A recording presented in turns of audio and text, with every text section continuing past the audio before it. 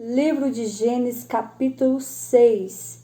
Livro de Gênesis, capítulo 6, que diz assim: Aconteceu que, como os homens começaram a multiplicar-se sobre a face da terra, e lhes nasceram filhas, e viram os filhos de Deus que as filhas dos homens eram formosas, e tomaram para si mulheres de todas as que escolheram.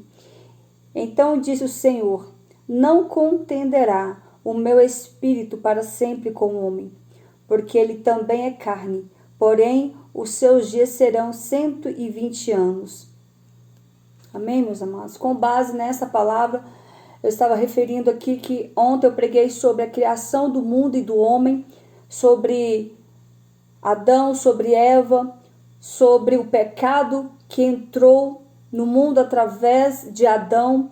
Quando a Bíblia se refere a Adão, porque de fato ele que era a autoridade ali, era ele que estava encabido de guardar, de cuidar da Eva. Se de tudo a serpente veio com a sua astúcia e enganou Eva, fazendo Eva comer ali daquele fruto, não cabe culpar Eva, mas nós sabemos que era Adão, que era o protetor, que era o guardador, que era ele que tinha que proteger Eva, não deixando ninguém se aproximar, muito menos animais como dessa natureza. E diz o texto que o Adão, ele também, antes de ter comido daquele fruto, ele viu que era um fruto diferente. Eu imagino que aquele fruto, ele brilhava diferente, ele era diferente dos demais frutos que eles podiam comer. E Adão deveria ter perguntado a Eva onde é que ela tinha arrumado aquele fruto, de como que ela conseguiu. Ele tinha que ter perguntado, porém ele não perguntou. Ele simplesmente pegou da mão dela e comeu. E detalhe, não corrigiu a Eva. Ele não corrigiu ela, exortando ela porque ela deveria ter agido diferente, não deveria ter aceitado, não deveria ter pegado esse fruto. Ele não corrigiu. Portanto, o pecado da humanidade caiu sobre Adão e não sobre Eva. Porque Adão, ele era responsável pela Eva, ele era o homem, foi ele que Deus levantou como líder, ele era o líder. Então não cabe, muitos falam aí desde sempre que Eva que foi a culpada. Não, Eva não foi a culpada foi Adão. Adão, que era um líder, não agiu como tal. Adão, como líder, tinha que saber o seu papel de não aceitar uma comida diferente, que ele não estava acostumado, e também de não ter corrigido Eva, não ter exortado Eva. Então, diante de tudo isso, eles ali passaram por grande sofrimento, foram tirados ali do jardim do Éden, e ali eles começaram a ser homens comuns, começaram a estar sem a proteção de Deus. E ali eles começaram a passar por diversas dificuldades. Os animais, após o pecado ter entrado na terra, os animais se tornaram ferozes. Os animais não eram ferozes como são hoje, eram mansos, mas devido ao pecado do homem, os animais se tornaram ferozes. Eva e Adão não sentiam frio nem calor, mas devido ao pecado, eles começaram a sentir frio e calor. E ali o próprio Deus vestiu ele com a pele para cobrir a sua nudez, e assim começou o declínio humano. E diz o texto que pós Eva e Adão cessarem ali a quantidade de filhos, a Bíblia só relata dos filhos de Adão que foi Caim, Abel, e depois que Caim matou Abel, veio Sete. A Bíblia só fala até 7, porém ela relata no capítulo 5 do versículo 4, ela relata que Adão, depois de Sete, viveu ele chegou a viver 930 anos, mas até Sete ele tinha vivido 800 anos e gerou filhos e filhas. Então, depois de Sete vieram mais filhos. Então, ali depois desses demais filhos que foi enchendo a terra foi enchendo de homens e mulheres.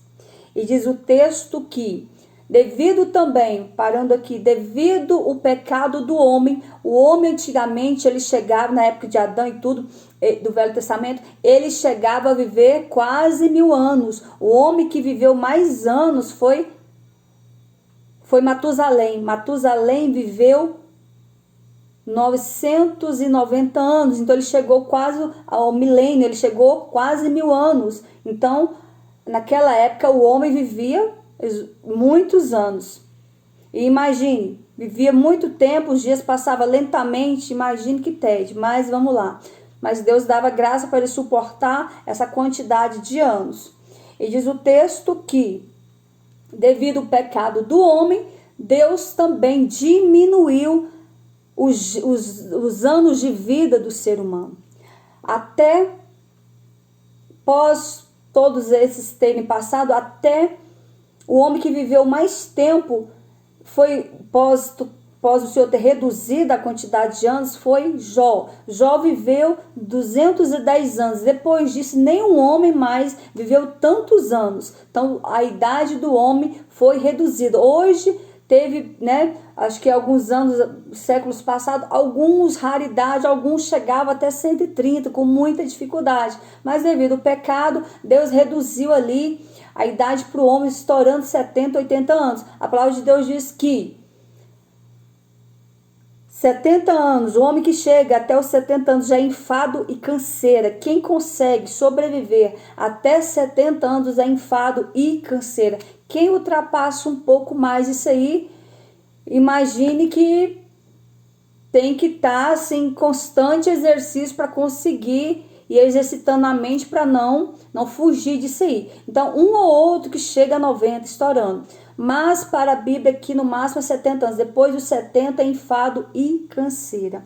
Então, voltando aqui, pós essa genealogia dos 7, vieram diversas pessoas. E diz o texto que, e aconteceu que os homens, pós Adão morrer, pós Matusalém morrer, pós vários morrerem, e aconteceu que os homens começaram a se multiplicar sobre a face da terra, e lhes nasceram filhas. E diz o texto que viram os filhos de Deus, que as filhas dos homens eram formosas. Então imagino que naquela época as mulheres eram muito bonitas, e também os homens, não era só as mulheres. Então era um povo bonito. Por quê? Porque vieram da linhagem de Adão e Eva. Nós sabemos que Adão e Eva não existia um homem e uma mulher tão lindas quanto foram Adão e Eva. Então eram lindos eles. Por quê? Porque eles foram os primeiros seres humanos. Foi Adão foi o primeiro homem e Eva foi a primeira mulher. Então Deus fez Adão perfeitamente. Deus fez Eva perfeita. Então seguia-se essa linhagem aí de Adão e Eva seguindo. Então as demais pessoas que foram surgindo eram pessoas, eu imagino que a Bíblia está falando que eram mulheres formosas. Surgiram ali várias mulheres formosas. E viu os homens, os filhos de Deus, os homens, que as mulheres, as filhas eram formosas. E ali eles tomaram essas mulheres por esposa. E ali seguiu a multiplicação dos homens. E no meio de tudo isso, diz o texto que próprio Deus disse: e não contenderá o meu espírito para sempre com o homem, porque ele também é carne, porém os seus dias serão no mais tardar 120 anos. Então, ou seja, Deus diminuiu a quantidade de anos, e o Senhor falou que o meu espírito, o Espírito de Deus, não estaria mais com o homem. Então, o Espírito Santo, pós o pecado de Adão e Eva, porque antigamente Deus falava literalmente com Adão e Eva, conversava com eles, chamava eles pelo nome. Então eles ouviam a voz do próprio Deus chamando e conversando com eles. Então o Espírito Santo se retirou da terra após a queda de Adão e Eva.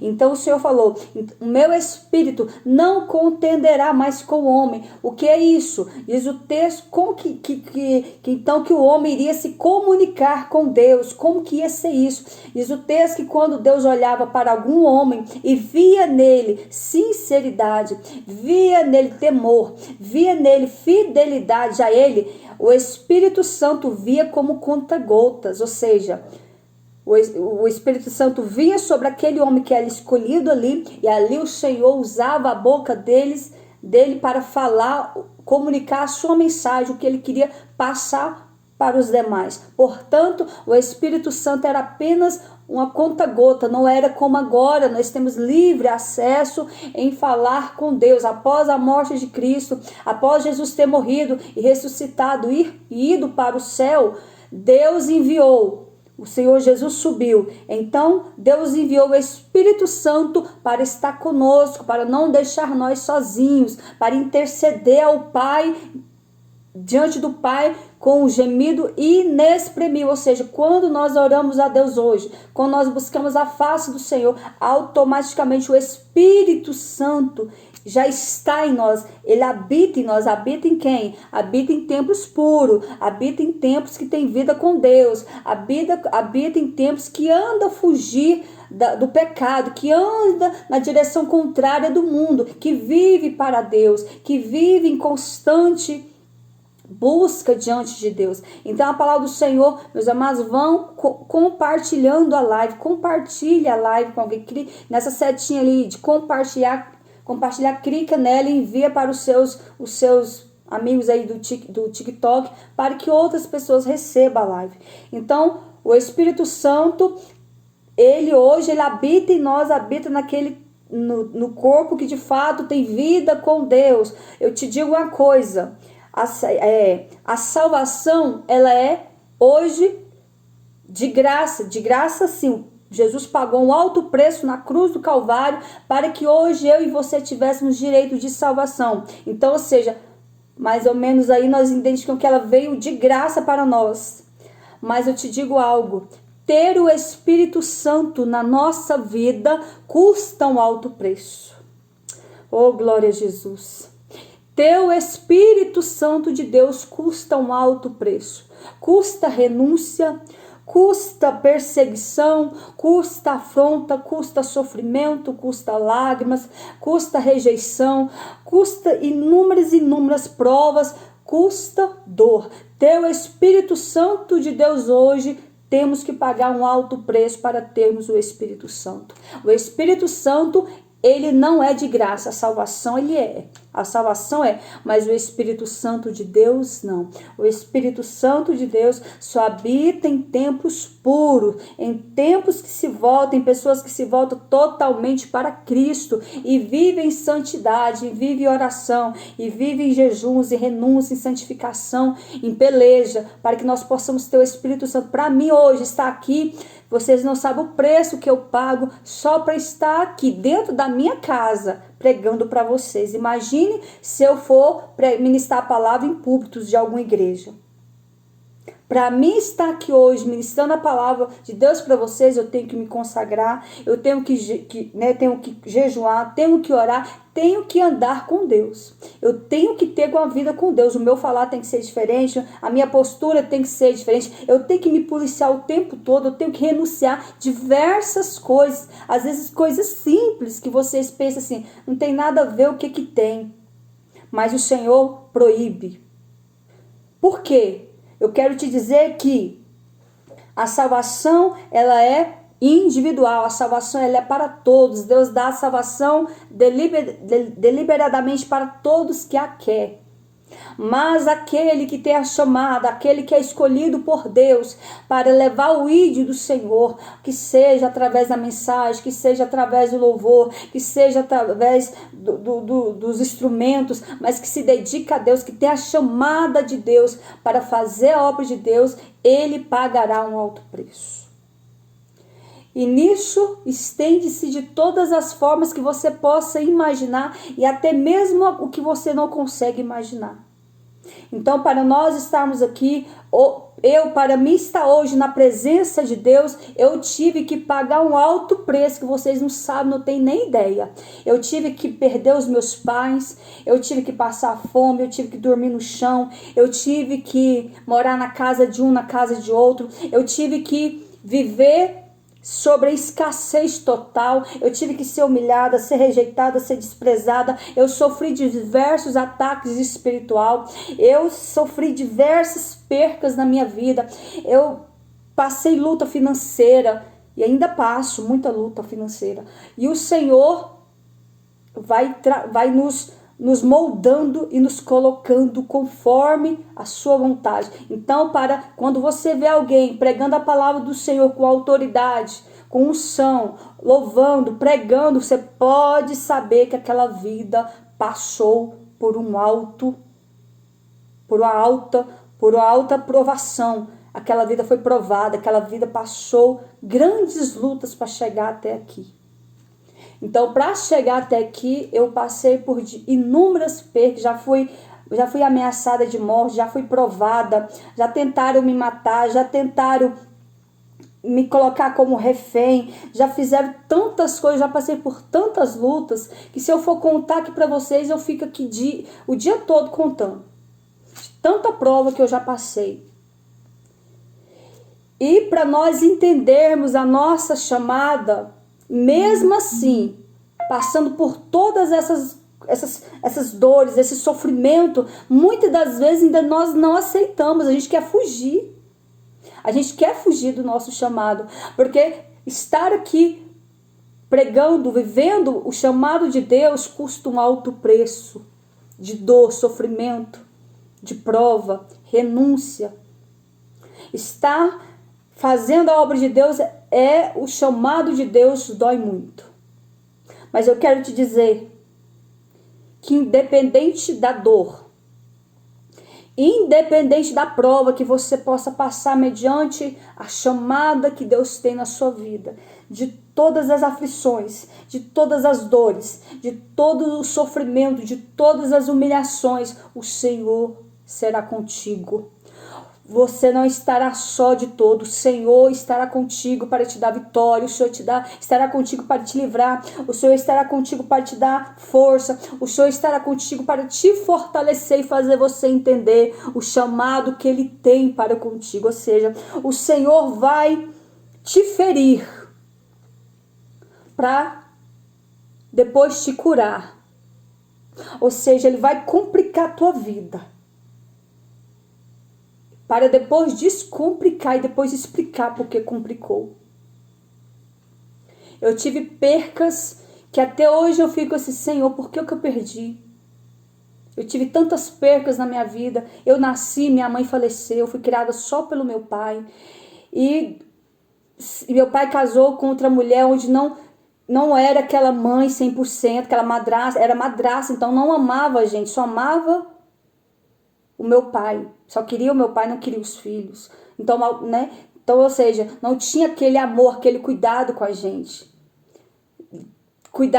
Criava a gente de qualquer jeito. E até hoje eu paro para entender como que foi para me chegar até a presença de Deus, como que o Senhor me trouxe para a presença do Senhor, porque eu olho para quem de fato viveu comigo na minha infância, não tinha referência, não tinha um temor de Deus, não tinha uma boa educação. Não, eu não entendo como que hoje eu cheguei até aqui, mas o Senhor, desde criança, o Senhor me guardando, desde criança o Senhor fazia eu ir para a igreja, nem que fosse só. O Senhor fazia eu ir para a igreja, o Senhor estava me guardando, o Senhor fazia eu querer estudar essa palavra. Desde criança eu pegava a Bíblia e ia ler, mas não entendia nada, mas mesmo assim eu ia ler. Eu orava, eu não sabia orar, mas eu orava, eu pegava a harpa cristã, eu começava a cantar os hinos da harpa, não sabia nem o que eu estava fazendo. Eu com 8 anos de idade, o Senhor me deu dom, brincando na rua com os meus coleguinhas da minha idade, 8, 7 anos, o Senhor me deu o dom de visão. Não sabia nem o que era isso, eu não orei para Deus me dar dom nenhum. Eu era uma criança, mas eu era uma criança escolhida. Eu era uma criança separada, que o Senhor escolheu, que o Senhor separou. Então, quando nós temos uma chamada, independente do sofrimento, das provas que você possa enfrentar, do seu nascimento, da sua infância, da sua adolescência, da sua vida adulta, até chegar na posição que Deus te quer, em todo tempo o Senhor está te guardando, Deus está direcionando os seus passos para colocar você na posição certa. E eu te digo que, por isso que eu falo, a salvação ela é de graça, mas ter o Espírito Santo tem que custar alto preço na nossa vida. Ter o Espírito Santo ele vai custar um alto preço, nós temos que pagar um alto preço. E assim, por isso que Deus falou aqui, que o Espírito dele, que não contenderá o meu Espírito mais com o homem. Então, naquela época, o Espírito Santo ele via como uma contra-gotas. Então, o Senhor escolhia de fato quem era aquele que se voltasse para ele, quem era aquele que de fato ia servir a ele. E diz o texto que naqueles dias a terra estava já cheia de gente, estava lotada de pessoas, e naquela época existiam os gigantes. Esses gigantes também o Senhor exterminou eles, no sentido que eram muito grandes. E esses gigantes eram homens maus, a maioria deles eram maus, a maioria deles eram homens avarentos, eram homens que não temia a Deus, eram homens que escarnecia de Deus, eram homens que viviam conforme os seus deleites, conforme o seu pecado. E diz o texto que naqueles dias existiam gigantes na terra. E também depois, quando os filhos de Deus entraram as filhas de homens, e delas geraram filhos, e estes eram os valentes. E esses eram homens valentes que houve na antiguidade. E o homem, ou seja, os homens de fama. E viu o Senhor que a maldade, olha só. E viu o Senhor que a maldade do homem se multiplicou sobre a terra, e que toda a imaginação dos pensamentos do seu coração era só má continuamente, ou seja, o homem era mau. Após o pecado ter entrado na terra através de Adão, as gerações que vieram eram homens maus. O único dessa linhagem de Adão que de fato era um homem bom, um homem qual andou com Deus, um homem qual se voltou para Deus foi Enoque. A palavra do Senhor diz que Enoque andou tanto com Deus que o Senhor arrebatou. Ou seja, Enoque não passou pela morte. Deus o arrebatou, levou para si. Porque no meio de todos esses homens tais, apenas Enoque andou com Deus. E depois de Enoque, passou diversas gerações. E depois de Enoque veio Noé. Noé, sim, também andou com Deus. Ou seja, Noé foi o homem escolhido por Deus para salvar a sua família. Ou seja, Deus escolheu Noé para apenas salvar a sua família e salvar os animais. E diz o texto, mediante tudo isso, o homem estava pecando e pecando e pecando, estava cheio de inúmeras iniquidades. Então, disse Deus, então arrependeu-se o Senhor de haver feito o homem sobre a terra e pesou-lhe no seu coração. Ou seja, o pecado do homem após a queda de Adão estava tão terrível, estava tão grande, que isso pesou no coração de Deus. O próprio Deus se arrependeu de ter feito o homem na face da terra. Ou seja, aquela criatura que Deus fez a sua imagem, a sua semelhança para o adorar, agora se encontrava em total declínio espiritual, estava pecando e fazendo todos pecar. Eram homens maus, eram homens avarentos, eram homens que matavam, eram homens que estavam vivendo conforme a sua vontade, não a vontade de Deus. E ali então o Senhor se arrependeu de ter feito o homem sobre a face da terra. E disse o Senhor: destruirei o homem que criei sobre a face da terra, desde o homem até o animal, até os répteis e até as aves do céu, porque me arrependo de os haver feito. Ou seja, o Senhor se arrependeu de ter feito tudo. Se arrependeu de ter feito o homem, se arrependeu de ter feito os animais, se arrependeu de ter feito tudo. Por quê? Porque o pecado do homem estava chegando às narinas de Deus como cheiro podre. Deus fez o homem para quê? Deus fez o homem no só propósito de adorar a Deus, servir a Deus, seguir a Deus e aguardar a sua vinda. Deus, ele fez o homem simplesmente para o adorar, para o servir, para testemunhar do seu nome, falar do seu amor. Deus fez o homem para o adorar, não para andar em pecado e vivendo conforme os seus desejos. Então, pós o Senhor ter pesado no teu coração e dizer que ele iria destruir o homem e todos os seres viventes da face da terra, então Deus falou com Noé, porque era o único de toda a terra que tinha um coração voltado para Deus. Então Deus olhou para Noé e viu graça aos olhos, ou seja, Noé, porém, achou graça aos olhos do Senhor, ou seja, Deus olhou para Noé. Era o único da face da terra que estava com a vida no altar. E essas são as gerações de Noé. Noé era homem justo e perfeito em suas gerações. Noé andava com Deus. Noé era fiel a Deus. E a sua geração, ou seja, sua esposa e seus 2 filhos e as suas noras, que era esposa dos seus filhos. E gerou Noé 3 filhos, Sem, Cão e Jafé. A terra, porém, estava corrompida diante da face de Deus, e encheu-se a terra de violência, ou seja, a terra estava cheia de violência.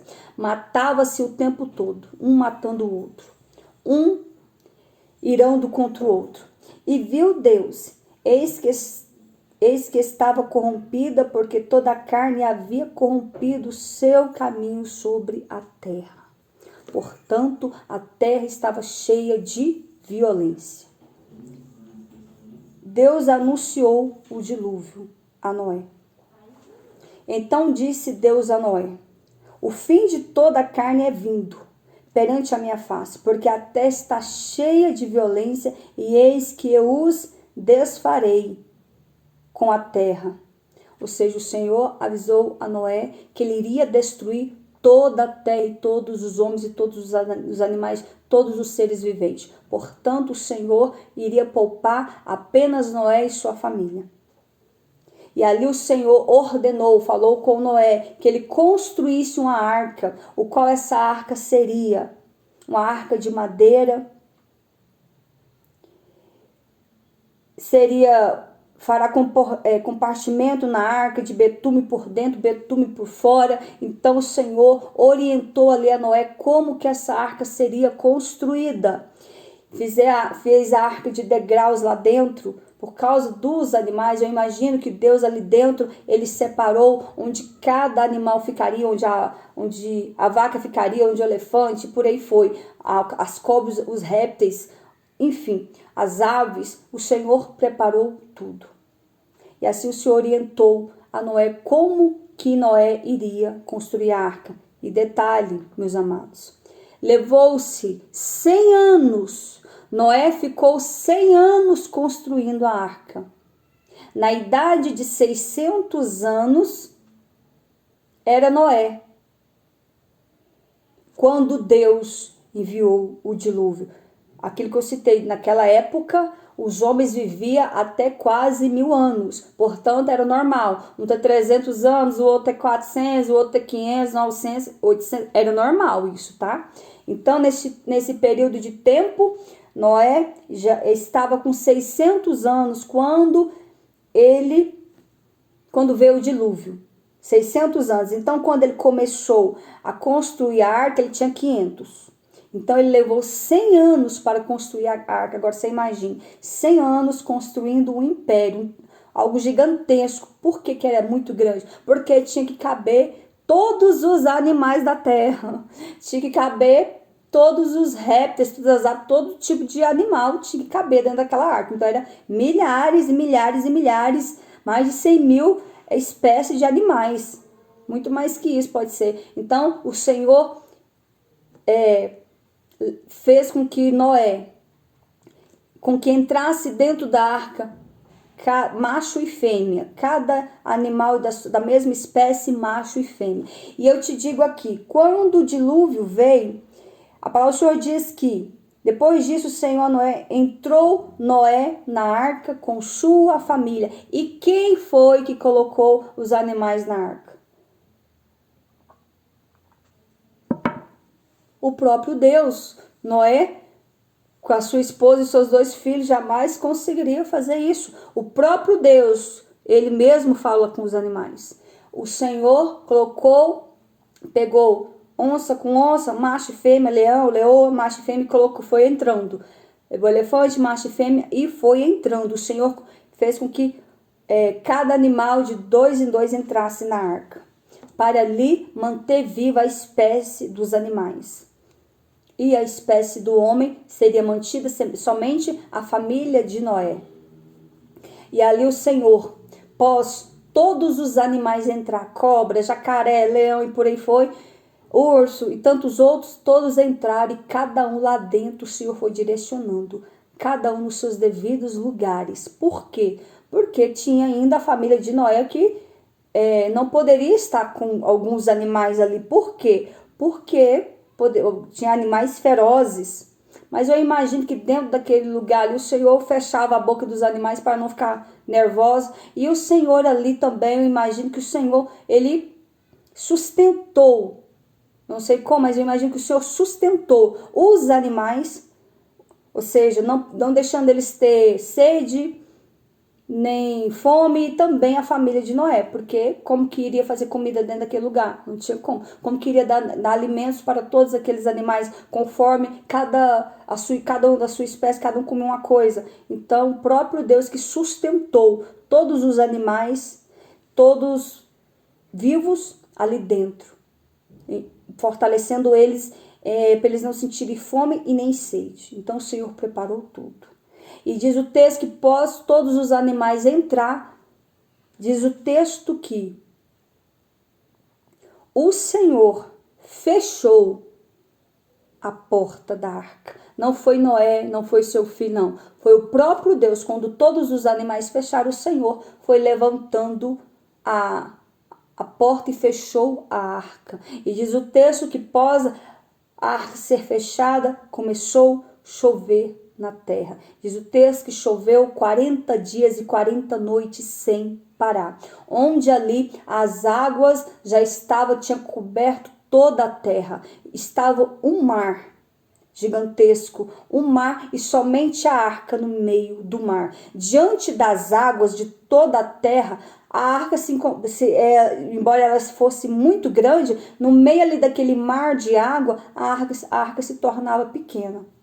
E ali as águas prevaleceram durante 40 dias e 40 noites. E diz o texto que na parte de cima da arca o Senhor preparou uma janela que somente poderia ser aberta após 40 dias e 40 noites. E diz o texto que Noé pegou uma pomba e soltou a pomba, e essa pomba voltou, porque ela não encontrou lugar para colocar os seus pés, porque a terra estava cheia de água. Porque o Senhor Deus já tinha cessado as águas. E 7 dias, passaram 7 dias, Noé novamente soltou a pomba. E a pomba voltou apenas com um ramozinho na boca. Passou-se mais 7 dias. Noé novamente soltou ali a arca. Ou seja, totalizando ali, para que as águas secassem, descessem. Levou 150 dias pós o dilúvio para as águas se abaixarem e a terra secar. Ou seja, se passou ali meses. Passou ali em torno ali de quase 4 meses, mais ou menos, pós o dilúvio, para as águas abaixarem. E e eles conseguirem sair da arca. Por quê? Porque as águas tinham invadido tudo, então a terra estava só o barro. Estava funda, cheia de barro e não podia descer, porque senão ia afundar, poderia até morrer, não vai continuar, ainda estava em perigo a terra devido a isso. E diz o texto que a última vez que Noé soltou a pomba, ela não voltou mais. Então Noé entendeu que as águas, que a terra já estava seca, e mesmo a pomba não voltando, ele ainda permaneceu alguns dias da arca esperando a ordem de Deus. E diz o texto que o próprio Deus falou a Noé dizendo: sai da arca, tu com a tua mulher e teus filhos e as mulheres de teus filhos. Então o Senhor saiu da arca e o Senhor preparou, né? Eu imagino que a arca ela tinha uma ribanceira e ali foi saindo Noé e foi saindo os animais, um por um, fila por fila. E ali os animais já começaram a se espalhar e foi tomar a direção. E o Senhor colocou os animais separadamente. Imagino que até nisso o Senhor teve a cautela de preparar que os animais fossem para algum lugar que tivesse mata. Mesmo as águas tendo cerrado tudo, imagino que depois voltou a brotar ali as ervas, as árvores crescer, e ali os animais foram voltando-se para a floresta, para a mata. E Noé e sua família desceu. Então o que eu quero dizer com isso? Deus poupou a família de Noé por causa do amor que ainda ele sentia pela raça humana. O Senhor destruiu essa geração através do dilúvio, porque essa geração estava extremamente violenta, estava extremamente matando, fazendo coisas horríveis. Então o Senhor destruiu essa geração e só poupou a família de Noé. E diz o texto que, após todos ali saírem da arca, diz o texto que Deus estabeleceu uma aliança com Noé. Ou seja, foi quando Deus fez aliança entre Deus e o homem. Então o Senhor fez uma aliança com Noé e disse-lhe: frutificai, multiplicai. Então o Senhor ordenou ali que Noé, em casa agora seria os seus filhos, queria ter filhos e filhos e filhos, até multiplicar a terra. E assim o Senhor começou novamente a multiplicar as pessoas na face da terra. E diz o texto que os anos de Noé viveu 950 anos e morreu. E pós a morte de Noé, vieram várias e várias e várias gerações, e foi vindo. E diz o texto que existia várias gerações. E diz o texto que havia um homem da linhagem, um homem rebelde no meio dessas gerações que vieram. Nasceu um abençoado, para variar, sempre tem um, né? Nasceu um homem rebelde chamado Nimrod. A Bíblia diz que Nimrod era um homem maligno, era um homem mau. Nunca, como a Bíblia cita Nimrod, nunca houve e jamais haverá um homem tão mau. Olha como a Bíblia fala desse homem. Um homem tão mau quanto foi Nimrod. Era um homem perverso, era um homem maligno, era um homem ambicioso, era um homem avarento, era um homem presunçoso, era um homem terrível. Então a linhagem de Nimrod era um homem mau, rebelde. E diz o texto que esse homem, diante ali das gerações que surgiram, diz o texto que aquela geração que estava ali construíram uma torre de Babel, uma torre. E essa torre era tão alta que eles queriam fazer ela tão alta para tocar os céus, achando eles que poderia tocar os céus. E não, eles fizeram essa torre e ali diante daquela torre existia todos, e todos naquela época falavam a mesma língua. Naquela época não tinha divisão, todos falavam o mesmo idioma. E diz o texto que pós Nimrod surgir, a Bíblia diz que esse Nimrod, ele era filho ele era o filho de Cão. Quem foi Cão? Cão foi o filho de Noé, que desonrou o próprio pai quando o pai plantou uma vinha. E ali, após ele plantar a vinha, ele quis experimentar ali do suco daquela vinha. Naquela época, a vinha era muito forte. E ali Noé embebedou-se com aquela vinha, com aquele suco ali daquela vinha, daquela uva, aquela vinha. Então, ou seja, e ali ele ficou nu dentro de casa. E Cão viu o pai nu. Então, naquela época, era desrespeitoso. O filho tinha que respeitar o pai acima de tudo. Era desrespeitoso ver o pai nu. Tanto é que não podia olhar para a nudez do seu pai. E Cão foi lá, ele zombou do próprio pai, começou a rir, viu o pai ali nu. E ali ele foi contar para os seus demais irmãos, que eram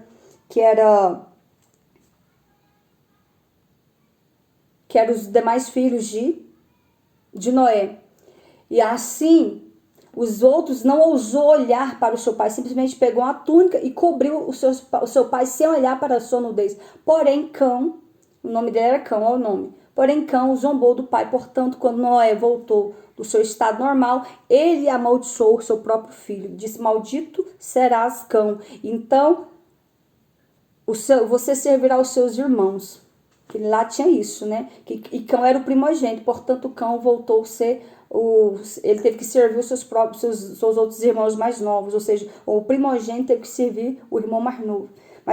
E assim foi. Então Nimrod, ele era filho de Cão. Então, portanto, né, se Deus amaldiçoou Cão, Nimrod já não ia ver uma boa pessoa. Portanto, Nimrod era o homem mais perverso que a Bíblia relata em toda a história bíblica. Não houve jamais um homem tão perverso e tão maligno quanto foi Nimrod. E ali diz o texto que a intenção de Nimrod diante daquele povo era fazer deles escravo, era dominar sobre aquele povo. Essa era a intenção de Nimrod. E incitou o povo a construir. Então Nimrod incitou o povo a construir uma cidade, uma torre, e contrariando a ordem divina. Não era para ter construído aquela torre. Deus não estava naquela construção. Nimrod instruiu o povo a construir aquela torre. O objetivo dele era estabelecer um reinado para dominar as pessoas. Então Deus conhecia a intenção de Nimrod e Deus poupou aquela geração.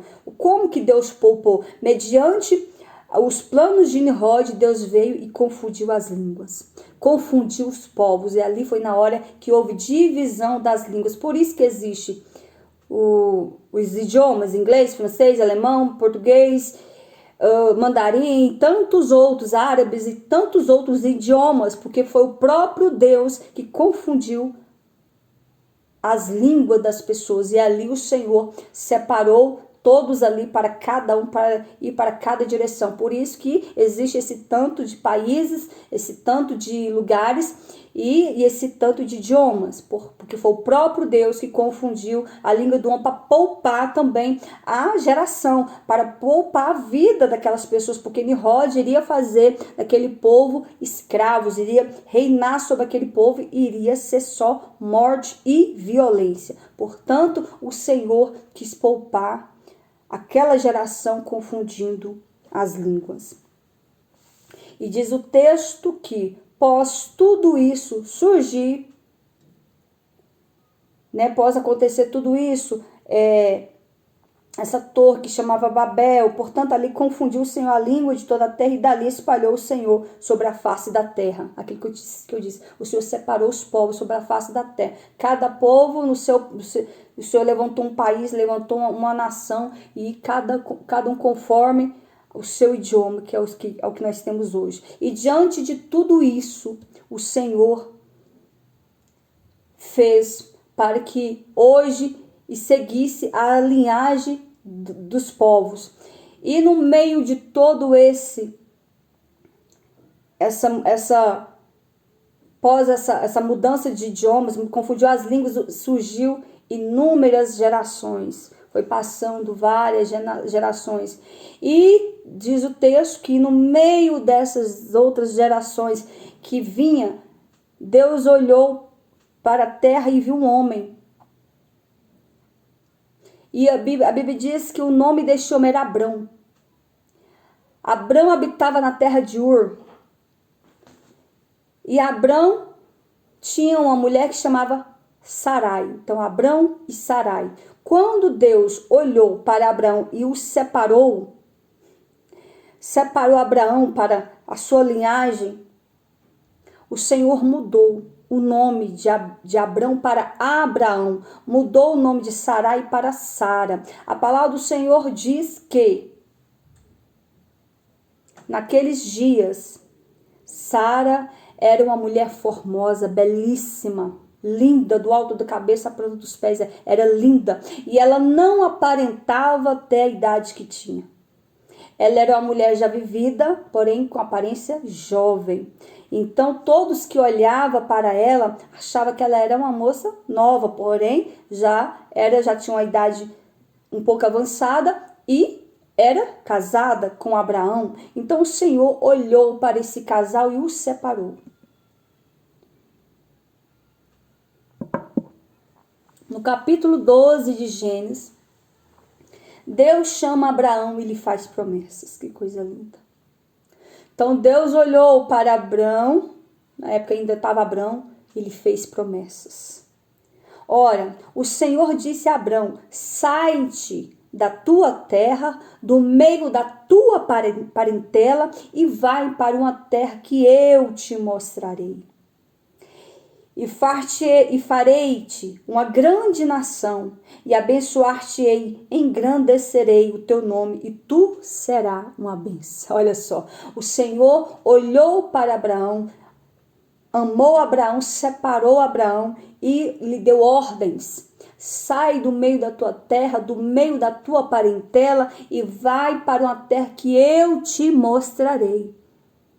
Para Abraão ser uma bênção, para Abraão se tornar pai de uma grande nação, ele teve que obedecer às condições que Deus estava lhe determinando. E qual era a condição? Sair. Sai do meio da tua terra, do meio da tua parentela, e vai para uma terra que eu te mostrarei.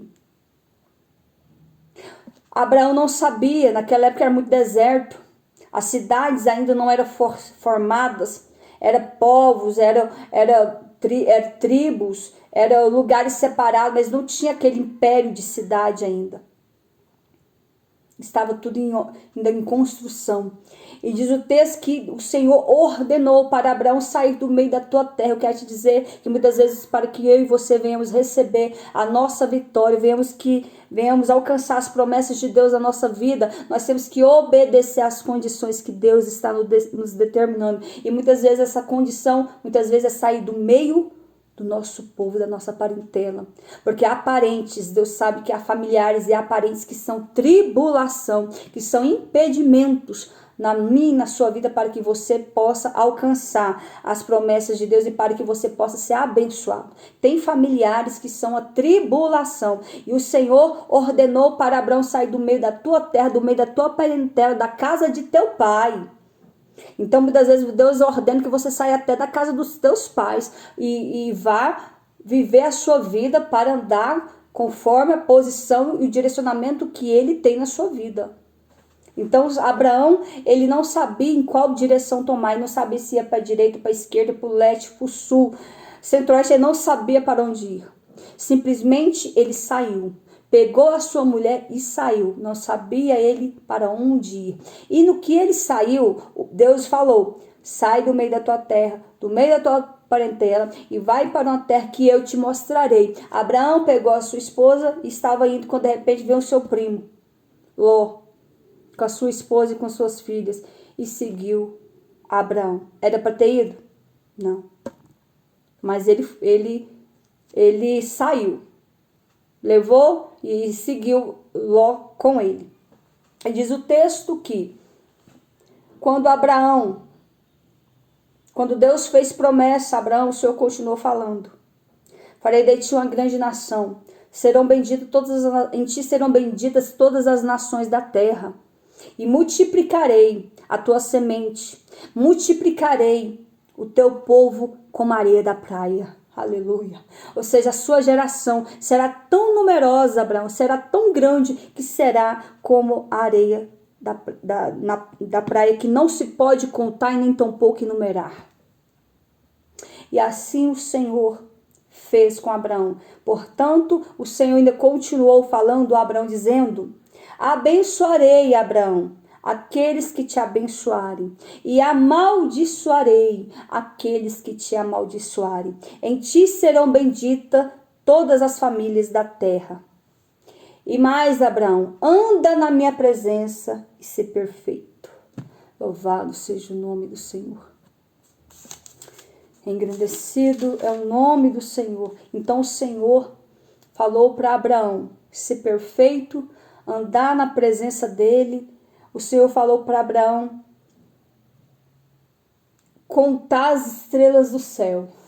Abraão olha para o céu e conta as estrelas do céu. Ah, Senhor, eu não consigo contar. Pois é, assim será a tua descendência. Será como as estrelas do céu, que não se pode contar. Será como a areia da praia, que não se pode enumerar. Então o Senhor fez promessas a Abraão. Eu quero te dizer que o Senhor também te faz promessas nessa tarde. Eu quero te dizer que o Senhor também tem promessas para ser realizadas na tua vida. Mas para que as promessas do Senhor venham a ser realizadas na tua vida, você tem que obedecer às condições que o Senhor te determina. Eu tenho uma mensagem totalmente voltada para as promessas de Deus. Busque elas lá, busque essa mensagem lá no YouTube. Promessas de Deus. Marleide de Almeida, vocês vão ver eu pregando uma palavra poderosa sobre as promessas de Deus. Então o Senhor fez aqui as promessas para Abraão e ele continua fazendo promessas ao seu povo. E as promessas de Deus, muitas vezes, ele vai impor condições para que a gente possa deixar e fazer para ele. Ele põe condições para que nós possamos renunciar o nosso eu, renunciar a carne, renunciar o pecado, renunciar as nossas vontades, renunciar a nossa família, renunciar a pai, renunciar a mãe, renunciar a homem, marido, mulher, renunciar tudo por causa da chamada. O que quer dizer renunciar? Ah, então tem que abandonar todo mundo? Quando o Senhor diz renunciar, ele quer dizer, se de fato, quem é impedimento para que você cresça na presença do Senhor, o próprio Deus vai arrancar. O próprio Deus vai tirar. Se é seu marido que é impedimento, o Senhor arranca. Se é seus pais que é impedimento, o Senhor arranca. Se é tua irmã ou teus irmãos que é impedimento, o Senhor arranca. O Senhor, ele prepara as formas, meios para que a promessa dele, para que os planos deles venham a se concretizar na vida daquele que é escolhido por Deus. Então, quando Deus nos faz promessa, quando Deus nos escolhe para vivermos a chamada do Senhor, para vivermos conforme a vontade do Senhor, muitas vezes o Senhor arranca pessoas, tira do meio, arranca emprego, arranca pai, arranca mãe, arranca tudo que tiver que tirar do nosso, que é impedimento, que impede. O Senhor tira tudo, para que nós possamos entender que nossa caminhada não está sobre o nosso controle, sim sobre o controle de Deus. A nossa trajetória de vida não cabe a nós conduzi-la, mas cabe somente o Senhor colocar as coisas nos seus devidos lugares. Então o Senhor é o Deus que faz promessas, é o Deus que cumpre promessas. Assim como ele cumpriu as promessas na vida de Abraão, fazendo dele pai de uma grande nação, o Senhor também faz promessas e o Senhor também cumprirá as promessas na tua vida. Meus amados, quando nós dedicamos a andar com Deus, a trajetória com Deus é algo maravilhoso. É árduo, é difícil, muitas vezes vai ser dor, vai ter espinhos, vai ter sofrimento, vai ter percas às vezes financeiras, vai ter percas familiares, nós vamos perder alguns tais amigos, o Senhor vai afastar. E ele diz que bendito será aquele que te abençoar e maldito será aquele que te amaldiçoar. Então, quando nós temos uma vida com Cristo, quando nós andamos com Deus, o Senhor nos guarda, o Senhor nos abençoa e Ele prepara os meios para que nós estejamos no centro da vontade, da promessa dEle. Para que e por que Deus faz promessas para mim, para a tua vida? Ele faz promessas para quê? Para que o nome dele seja glorificado. Você sabia que as promessas de Deus, quando elas se cumprirem na minha, na tua vida, você será abençoado. Porém, as pessoas que estiverem à tua volta, que seja seu marido, sua esposa, seus filhos, seus pais, quem quer que seja, serão também abençoados por tua causa. Ou seja, as promessas de Deus, quando elas se cumprir na minha e na tua vida, vidas serão abençoadas por causa da promessa que Deus tem na tua vida. Porque o propósito de Deus é multiplicar. Ou seja, quando Deus falou que o Senhor te levantará como um homem de Deus, como uma mulher de Deus, porque o Senhor falou que Ele fez promessa e te fará um homem de Deus ou mulher de Deus. O Senhor falou que te fará um homem, um pastor, um homem que vai arrebanhar pessoas. O Senhor falou que você seria um evangelista, um missionário. O Senhor falou que você iria fazer a obra dele com excelência. Por que Deus te fez essa promessa? Eu quero te dizer, meu querido, que o Senhor te fez essa promessa não para você ficar orgulhoso, nem presunçoso, nem avarento, nem achando que é o melhor de todos, não. Deus fez essas promessas apenas para que o nome dele, a obra dele se concretize na terra, para que o nome dele seja glorificado. Então o Senhor faz promessa para que você seja abençoado e vidas sejam também abençoadas por tua causa. Ou seja, a promessa que Deus tem na tua vida não será só para vocês. Vidas serão abençoadas. Ou seja, quando Deus faz promessa na vida de um homem que irá levantar ele como um pastor, irá levantar ele como um homem correto, vidas serão alcançadas pelaquilo que Deus tem na sua vida. Vidas serão abençoadas. Aquele que não entende isso, não está apto para fazer a obra. Aquele que não entende isso, que o Senhor, que Deus me deu, é para mim oferecer a todos, era para me ceder a todos. O que Deus me deu é para me entregar a todos. Ou seja, se o Senhor Deus me deu o dom da palavra, essa palavra é para ser pregada para toda criatura. Se o Senhor Deus me deu o dom, uma voz bonita para louvar, essa voz é para ser alcançada vidas, porque através do meu louvor o Senhor irá curar, o Senhor irá libertar vidas, o Senhor irá salvar pessoas. Então, aquele que tem a chamada de Deus e não entende que Deus o chamou, que quando a promessa de Deus se cumprir na sua vida, vidas serão alcançadas pela promessa que Deus tem contigo. Vidas serão abençoadas. Então, pare de achar que Deus só quer te abençoar. Não, Deus quer abençoar todos. Deus tem planos de salvação para com todos. A palavra do Senhor diz que Deus veio para o povo de Israel. Jesus veio para os seus, mas os seus, que era o povo de Israel, o rejeitou.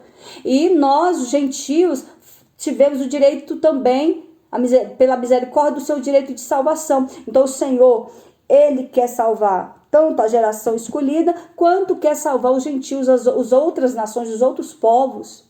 O Senhor quer salvar todos. O Senhor quer sim salvar um homem para fazer dele pastor, mas o Senhor também quer salvar aquele macumbeiro, aquele pai de santo. O Senhor também quer salvar a prostituta. O Senhor também quer salvar o assassino, o ladrão. O Senhor também quer salvar vidas. Então, ou seja, a promessa de salvação não é só para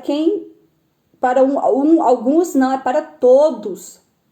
Porque Jesus, ele não morreu só por mim, só por você, não. Ele morreu por toda a humanidade, por todos da face da terra.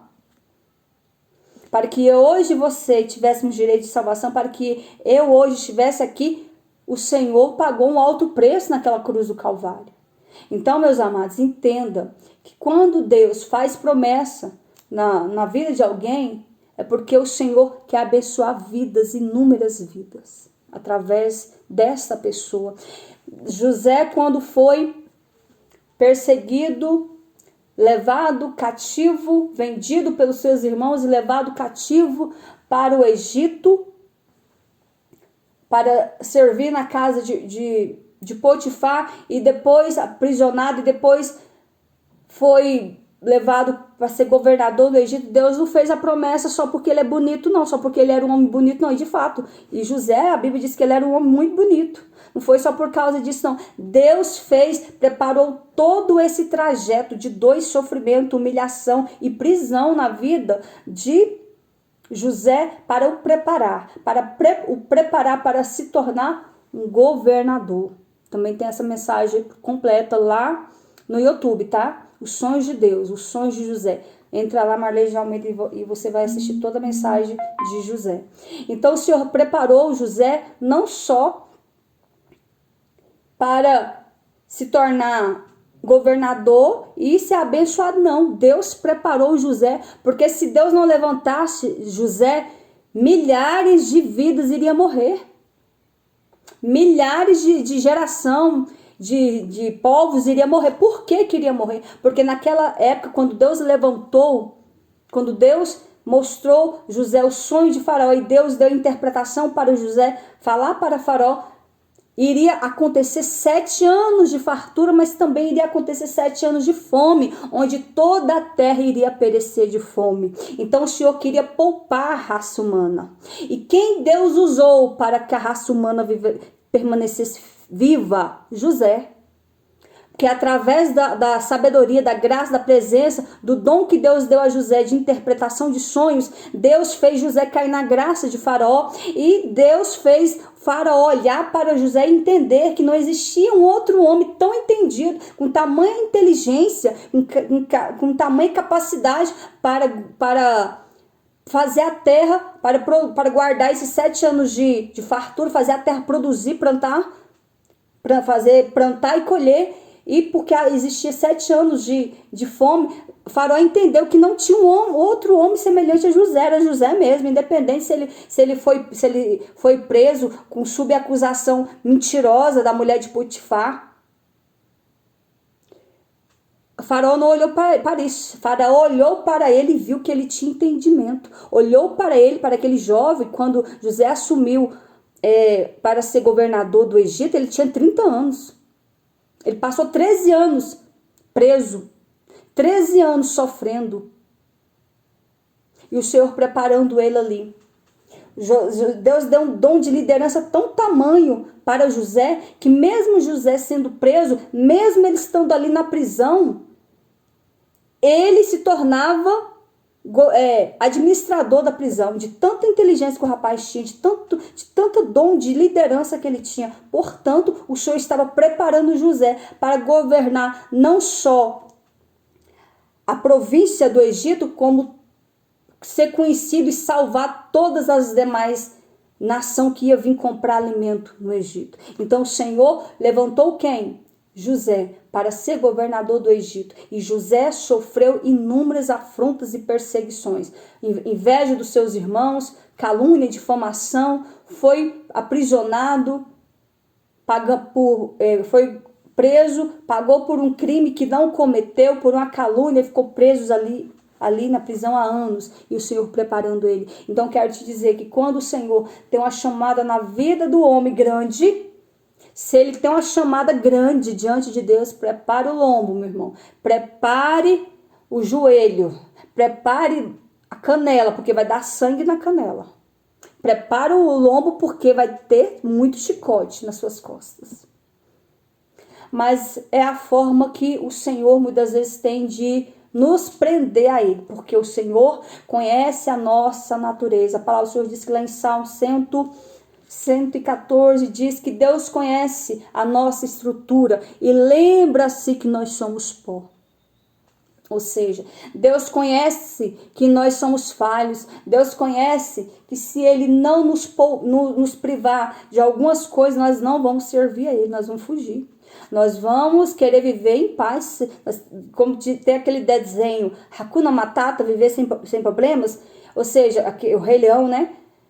Que tem aquele personagemzinho que ele fala que quer viver Hakuna Matata, sem problemas. Então, ou seja, é essa nossa intenção também, é a intenção do ser humano. O ser humano não quer sofrer, o ser humano não quer passar luta, o ser humano não quer sentir dor, o ser humano não quer passar provação. Então, o Senhor tem os meios de trabalhar para cumprir o seu propósito na face da terra. Meus amados, vão entrando, curtindo e compartilhando. Então, o Senhor, Ele tem a forma de trabalhar.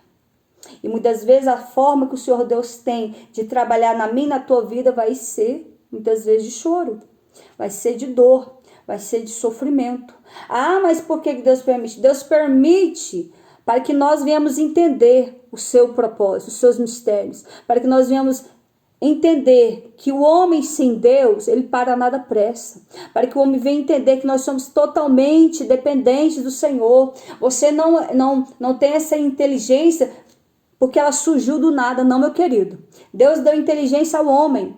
Agora, sabedoria sim. Agora, sabedoria você vai ter que buscar ali em Deus. O homem pode até ser dotado de inteligência, mas sabedoria só vai ser alcançada no joelho, com vida no altar. Sabedoria é um dom de Deus, é o Senhor que nos dota de sabedoria. Sabedoria para quê? Para nós vivermos conforme a vontade do Senhor e sabermos administrar, sabermos levar a nossa vida conforme a direção e a vontade do Senhor.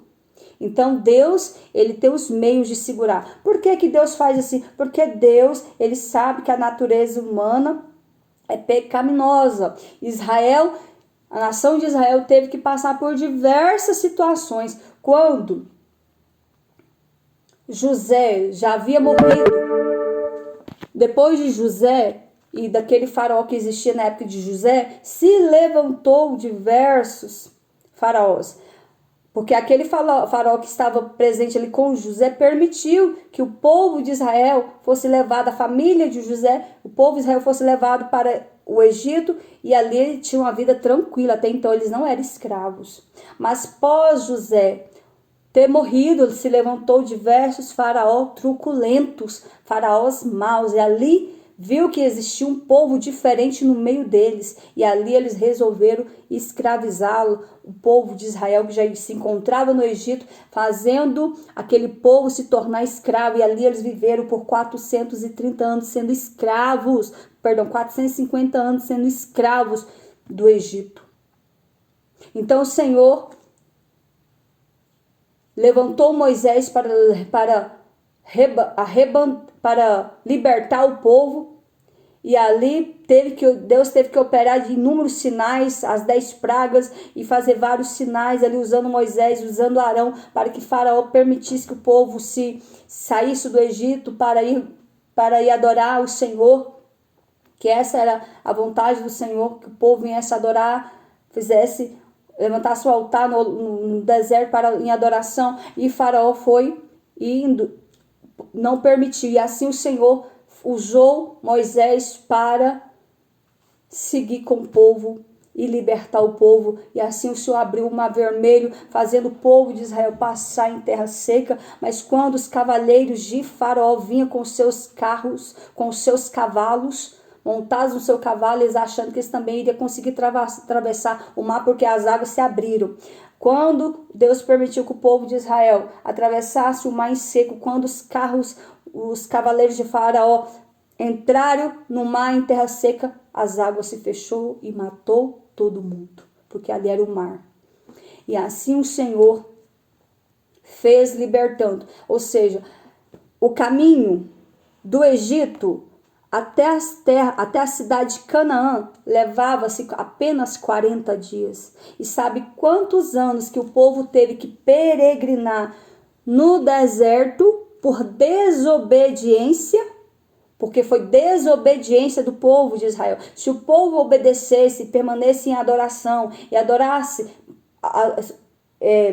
somente a Deus, o Senhor, em 40 dias o Senhor iria fazer com que eles chegassem até a terra de Canaã. Mas não, eles saíram do Egito, viveram 430 anos sob a escravidão de Faraó, sendo escravos, com 3 dias que Deus, e eles viram ali os sinais que Deus operou através de Moisés, enviando as 10 pragas e tantas outras coisas. Eles presenciaram isso, após eles terem alcançado, conseguido sair ali do Egito. Com 3 dias que Deus tinha abrido o mar vermelho, o povo já esqueceu do milagre que Deus fez, da libertação que Deus deu a eles, e ali eles já começou a murmurar. Já começou a murmurar, pedindo Moisés água, pedindo Moisés tanta coisa, e começou a chorar, reclamando, falando que estava sentindo saudade da pepina, do pepino e da cebola do Egito, e até mesmo do sepulcro. Olha só, mente de escravo. O povo de Israel, Deus operou inúmeros sinais para libertar eles ali, porque o povo de Israel era a nação escolhida, e aquele povo teve a ousadia de murmurar, abrindo a sua boca diante de Moisés, dizendo que estava sentindo saudade do pepino e da cebola e do sepulcro do Egito. Com isso se acendeu a ira de Deus na íntegra. Claro que até a nós fica irado diante disso. E ali o Senhor fez o povo de Israel, que o caminho levava-se 40 dias para chegar até Canaã. Pois Deus fez o povo peregrinar de 40 dias, 40 anos o povo ficou andando em círculo. Por causa do pecado e da desobediência. Por causa da idolatria. Era um povo predestinado a pecar. Por isso que Deus muitas vezes permite muitas coisas acontecer na sua vida. Porque é a forma que Deus tem de te ganhar. É a forma que Deus tem de não te perder para o diabo. É a forma, para isso aqui, eu vou provar nisso, porque eu conheço o coração dele ou dela, eu sei como ele procede, eu sei que esse aqui é muito ganancioso por dinheiro, eu sei que essa aqui é muito gananciosa pela coração idólatra. Então o Senhor tem os meios de trabalhar na vida do homem e da mulher, para colocar ele no centro da sua vontade. Por isso que tem todo um processo de dor e sofrimento. Aí uns perguntam, mas tem gente que é provada desde bebezinho, bebê não tem pecado. Certamente que não. Eu sou provada desde quando eu sou bebê. Eu sou provada desde quando eu era bebê. Eu nasci e minha mãe faleceu. Poucos dias depois que minha mãe faleceu, eu fui acometida de meningite. Hoje eu tenho 41 anos. Naquela época, meningite matava. Eu fui provada por meningite por 2 vezes. Satanás quis me matar por 2 vezes quando eu era bebê. Anos depois, Deus falou, usou vasos, quando eu estava já com os meus 22 anos, o Senhor falou comigo que Satanás, aquela enfermidade que eu tive quando eu era bebê, Satanás quis me matar por 2 vezes quando eu era bebê. Portanto, eu fui provada desde quando eu nasci. Fui criada sem mãe, só pelo meu pai, com 20 anos. Ainda eu era muito menina, naquela época a gente era muito inocente. Com 20 anos eu perdi meu pai. Então assim, aí 2 sofrimentos, prova, ainda estou na prova. Ainda estamos aqui na prova, mas o Senhor é Deus fiel. O Senhor é o Deus que nos guarda e que nos livra. O Senhor é o Deus que nos fortalece. O Senhor é o Deus que nos prepara para a sua obra. O Senhor é o Deus que nos levanta. O Senhor é o Deus que nos dá força para seguir em frente. O Senhor é o Deus que supre as nossas necessidades. Aleluia. O Senhor é o Deus que move as águas, move o céu e terra por amor de mim, de você, para colocar nós no centro da vontade dele, para nos abençoar. O Senhor é o Deus que nos ama acima de todas as coisas, mesmo nós sendo falhos, pecadores, mesmo muitas vezes nós murmurando, nós pecando, nós falhando diante do Senhor, mesmo Deus conhecendo o nosso coração, porque a palavra do Senhor diz que o coração do homem é mau. O homem que não teme a Deus e que não anda segundo a vontade de Deus, o coração dele é perverso. O homem sem o Espírito Santo para nada presta. O homem sem a presença de Deus, ele não passa de uma folha seca caída no chão que vai para onde o vento pode levar. Mas o homem que teme a Deus, o homem que serve a Deus, esse sim será glorificado, esse sim será honrado pelo Senhor, para que o nome do Senhor venha a ser glorificado na nossa vida. Nós temos que entender que quando Deus nos chama, é para que vidas venham a ser abençoadas através de nós. Para mim estar hoje aqui, mesmo que seja através de uma tela de celular, você acha que eu queria? Não. Mesmo assim, passando por todas essas lutas. A vontade é de ficar sentada sem fazer nada. Olhar e deixar só o povo, o pastor, os obreiros fazer a obra e a gente ficar quietinho. Mas não, Deus não nos chamou com espírito de covardia, e sim de ousadia.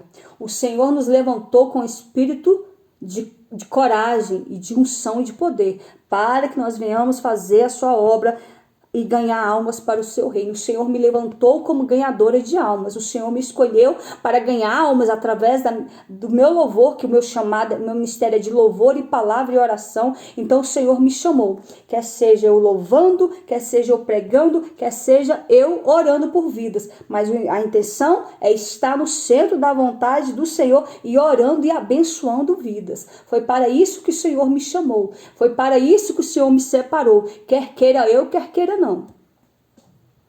E nós temos que amar as almas. Orar para que o Senhor coloque amor no nosso coração por vidas. Porque foi para isso que o Senhor nos chamou. Foi para isso que o Senhor te feriu. Foi para isso que o Senhor te curou e te tratou para que você hoje pudesse também curar vidas, pudesse tratar com vidas, pudesse levar o ID do Senhor, pudesse curar vidas em nome de Jesus. Foi para isso que o Senhor nos chamou, para sermos instrumentos dele, para ser um canal de bênção para outras nações, para outras vidas. E aonde eu não puder ir, que o Senhor me leve através desses vídeos, através da minha voz, louvando ou pregando. Foi para isso que o Senhor me chamou. Então o Senhor, quando nos chama, Ele nos capacita. O Senhor, quando Ele nos chama, mesmo nós achamos que nós não somos capacitados. Eu olho para mim, eu vejo tanta deficiência, eu vejo tanta falha, eu falo, Senhor, eu oro como Jeremias orou, falei, Senhor, isso que eu sou como uma criança, eu não sei falar, eu não sei pregar, eu não sei falar, Senhor, me ajuda, eu não sei orar. Até hoje, eu não sei. E tem hora que a gente não quer. Tem hora que a gente não quer fazer. A gente vê as nossas limitações, a gente não fala, não sei pregar, não sei falar. E de fato a gente não sabe, eu não sei. Eu não sei nem o que eu tô falando pra vocês aqui. Tô aqui pregando pra vocês, mas tem coisa aqui que eu não sei nem de onde que saiu. Por quê? Porque eu não vivo mais eu, mas Cristo vive em mim. Assim como Deus falou, abra a tua boca, Jeremias, que eu te encherei, que eu a encherei. Então o Senhor só pede nós para ir e abrir a boca, que Ele que vai colocar as palavras. Eu, quando eu faço aqui as pregações que eu vou, depois ouvir assistir os vídeos, eu olho assim e eu falo, é sério, essa sou eu pregando?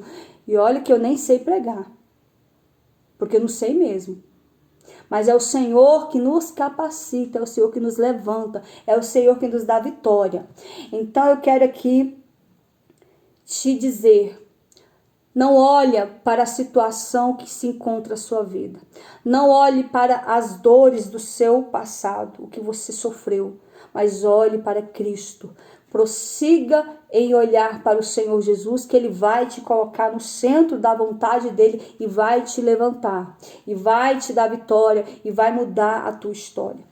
Amém, meus amados? Confia no Senhor Jesus, entregue os teus caminhos ao Senhor e o mais Ele fará. Buscai primeiramente o reino de Deus e a sua justiça, que as demais coisas vos serão acrescentadas. Ou seja, quando você se voltar para a presença do Senhor, quando você dar lugar e ouvir a voz de Deus, ouvir o chamado de Deus na sua vida e colocar na posição, o Senhor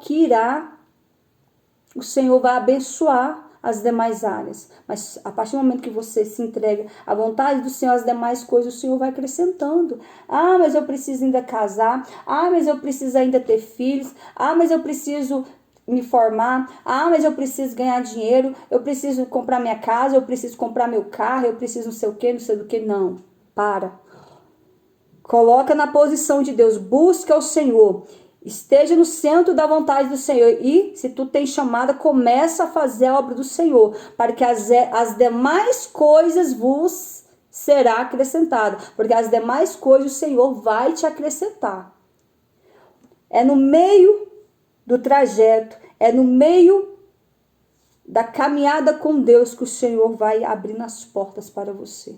É no meio do fazer para Deus que o Senhor fará por ti. É um passo para Deus e o Senhor se voltará para ti. Ou seja, tenha compromisso primeiramente com Deus e para que o Senhor tenha compromisso contigo. Porque Ele irá colocar as demais áreas da sua vida nos devidos lugares. A partir do momento que nós nos colocamos na posição para fazer o ídolo do Senhor, o Senhor vai abençoar a tua vida sentimental, o Senhor vai abençoar a sua vida financeira, o Senhor Deus vai te dar saúde, o Senhor Deus vai te levantar, o Senhor Deus vai te fortalecer. Ah, mas eu já sou doente de tempos. Sim, mas aquele que tem a chamada diante do Senhor, o Senhor restaura e levanta e cura de toda enfermidade e faz ele triunfar e faz ele fazer a obra do Senhor. Levanta ele para fazer a obra do Senhor. Porque eu te digo que inúmeras enfermidades eu já tive. Eu já passei por diversas lutas que, se eu for contar como eu citei, inúmeras enfermidades eu já tive. Fui doente, principalmente na minha juventude. Como eu era doente, como eu sofria. Sofria por todos os motivos que você pudesse imaginar. Mas o Senhor sempre guardando, protegendo, curando, dando vitória, estendendo a mão, abrindo as portas e fortalecendo e dando vitória para me colocar na posição. Ainda estou no estreito ainda, estou passando pela prova, ainda estou aqui, engateando na caminhada com Deus. Porque o caminhar, o andar com Deus é diariamente.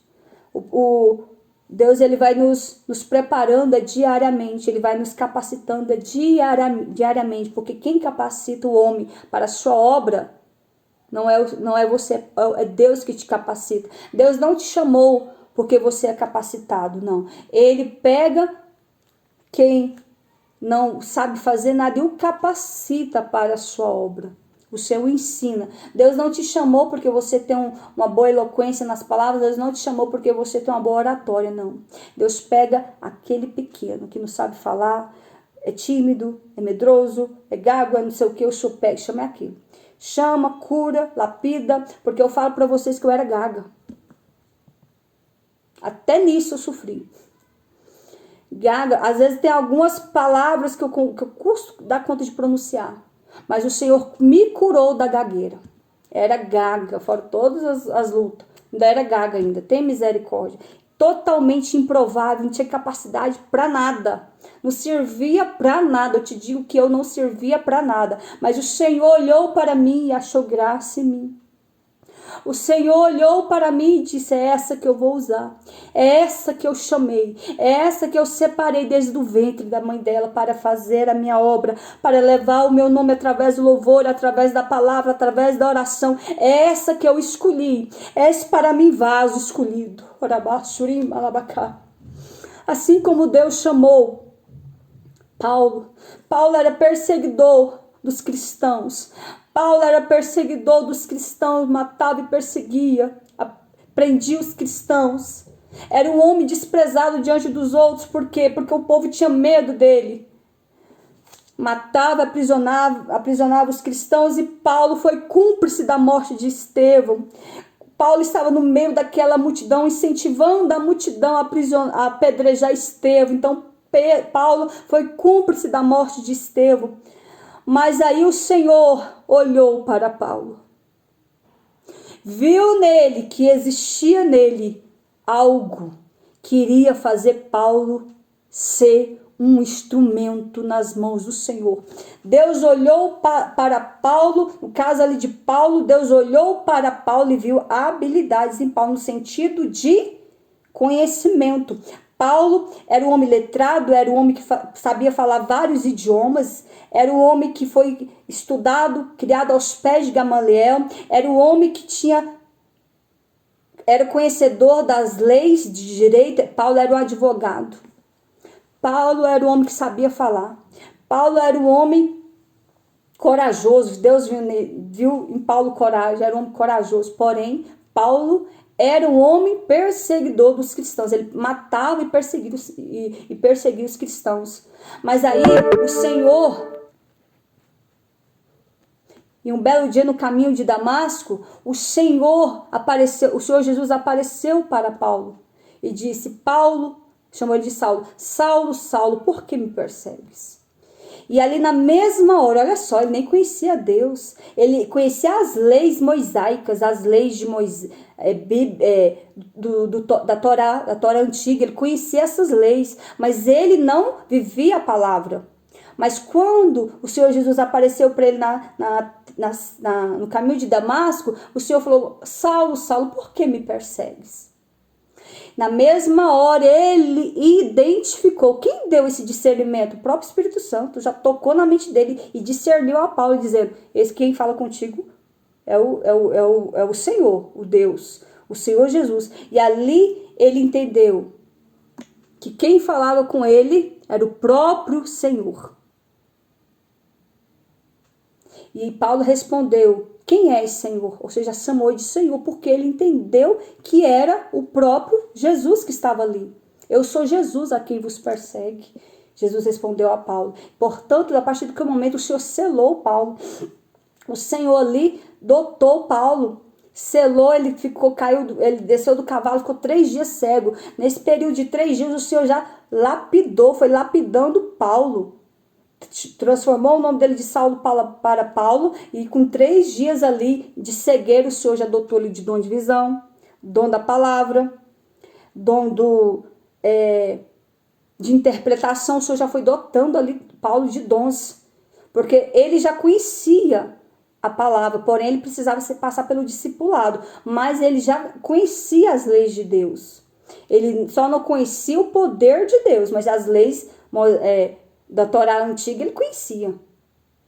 Mas ali o Senhor separou Paulo, porque viu nele habilidade, porque ele precisava de um homem semelhante ao Paulo. Por quê? Porque os discípulos de Jesus eram homens simples. De todos os discípulos de Jesus, o único que tinha um pouco mais de conhecimento, de estudo um pouco, era Lucas, porque Lucas era médico. Então ele deixou de ser médico para seguir a Jesus. Era o único que tinha um conhecimento, até que Lucas escreveu o livro de Lucas mesmo. Então ele tinha entendimento. Porém, Paulo tinha todo o entendimento. O homem era muito inteligente, era muito letrado. Sabia falar em números de idiomas. E era assim que Deus precisava de um homem. Porque Deus ia levar Paulo em diversos lugares. Paulo foi em vários países fazendo a obra do Senhor. E ali ele tinha que falar o idioma de todas pregar a palavra do Senhor mediante ao idioma daquele país. Portanto, o Senhor olhou para Paulo e falou que para o homem ele não valia nada, mas para Deus ele era vaso escolhido. Então o Senhor escolhe os improváveis.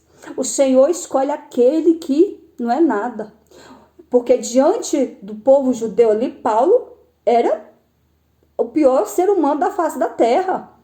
Até a conversão de Paulo, muitos não acreditavam na conversão de Paulo, porque Paulo outrora ele era perseguidor. E também Paulo ele tinha 2 nacionalidade, ele era tanto judeu quanto grego. Portanto, Paulo, e fora os demais idiomas que ele sabia falar. Então era um homem muito letrado. Então o Senhor precisava de um homem semelhante a Paulo, contava com um homem semelhante a Paulo. Por quê? Para que hoje eu e você estivesse aqui pregando. Foi através de Paulo. Paulo escreveu as 13 epístolas, as 13 cartas de Paulo. Para que hoje eu e você pudéssemos entender parte do Evangelho de Cristo, foi através das cartas de Paulo, porque por isso que Deus escolheu Paulo, porque o Senhor falou, agora eu vou mostrar para Paulo quanto ele irá padecer pela minha obra. Ou seja, do perseguidor passou a ser agora perseguido. E Paulo, quanto foi perseguido? Da mesma forma como ele perseguiu o povo de Deus outrora, quando ele veio para Cristo, ele passou a ser perseguido. E ali Paulo passou por diversos sofrimentos. Jesus levou 39 chibatadas antes de ser crucificado. Porém, Paulo ia levar também 39, mas ele falou assim, não sou digno de sequer levar as 39 com o meu Senhor. Me dê as 40. Então, Paulo levou 40 chibatadas. Assim como Jesus levou, ele também levou. E Paulo sofreu, ficou muitos anos preso. Paulo foi perseguido, Paulo foi apedrejado, Paulo passou por todo tipo de sofrimento que você possa imaginar na terra. Só ler lá as epístolas de Paulo, você vai entender o que Paulo passou pelo chamado de Deus. Eu também tenho uma mensagem sobre Paulo. Paulo e a obra missionária, tá lá também no YouTube. Então vocês entram lá, me seguem no YouTube. Então quer dizer o quê? Então nós que temos uma chamada diante do Senhor, vamos passar por muitas aflições, mas não temas as aflições. Olhe para o alvo, olha para o alto, porque é do alto que vem o teu socorro. Salmo 121 diz que eleve meus olhos para os montes, de onde me virá o meu socorro. O meu socorro veio do Senhor que fez os céus e a terra. Eis que não tosquenejará e não dormirá o guarda de Israel. Então, saiba que em meio às dores e angústias e sofrimentos que você está enfrentando, o Senhor é contigo para te livrar e te dar vitória. Amém, meus amados? Quantos aqui recebem essa palavra? Quantos aqui entenderam o que o Senhor quis falar contigo nessa tarde? Quantos aqui querem entregar a sua vida a Cristo ou reconciliar com Ele? Recebe essa palavra da parte do nosso Senhor e Salvador Jesus Cristo.